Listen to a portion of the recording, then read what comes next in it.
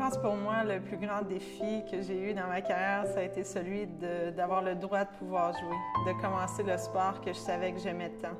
C'est une différente époque, les filles ne jouaient pas au hockey, puis aussi longtemps que je peux me rappeler, j'étais en amour avec le sport, j'étais en amour avec les Canadiens de Montréal.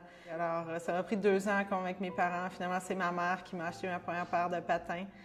Puis mon père a bien vu qu'il n'y avait pas le choix, il m'a inscrite. J'ai commencé à jouer avec les garçons. J'ai joué de Atom jusqu'à Midget avec les garçons parce que justement, il n'y avait pas de hockey féminin.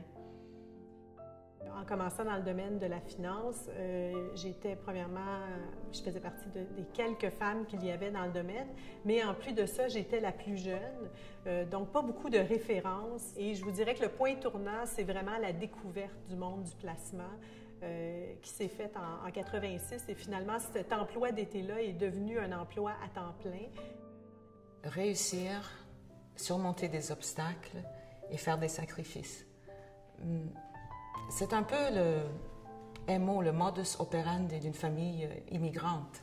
Le mot sacrifice est une valeur qui nous est enseignée très très jeune. Et donc dans le monde du travail, ça a été presque automatique.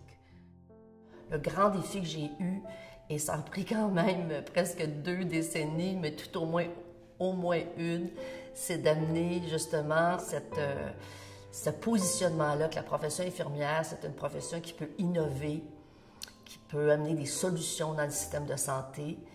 Et ça s'est concrétisé par l'introduction des infirmières praticiennes dans un cadre légal. Ce qui est intéressant quand la haute direction nous confie des nouvelles responsabilités, c'est de réaliser qu'on nous fait confiance.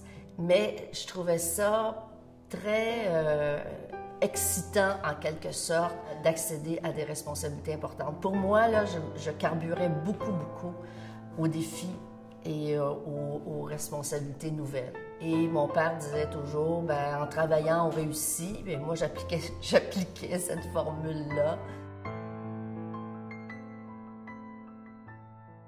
C'est évident que dans notre industrie, encore une fois, il faut partager. C'est comme ça qu'on prend de meilleures décisions. C'est vraiment la collaboration, l'échange d'informations.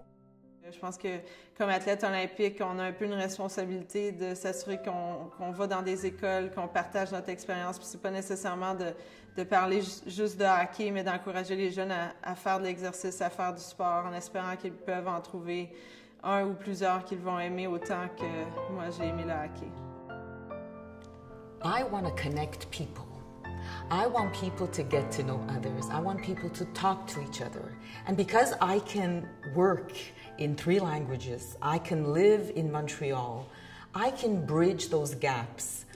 You know, it's phenomenal. Everyone has a story. And many times, even in my community, we don't tell our stories. We were brought up to be humble and quiet and let other people discover. But it's time to tell our stories.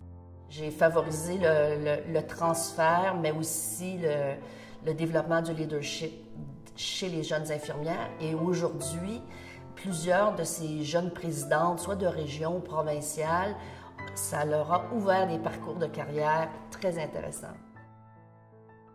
Sure, I knew the why.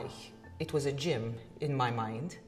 You know, I walked down that street how many times during a week? And I am so thrilled to discover what it does. And I only wish we knew this back in the 60s. Because, you know, in my tradition, in our culture, if you need help and support, you don't seek help and support outside the community. Not even outside the family sometimes. So the why could have been so helpful to my mother, my aunts, you know.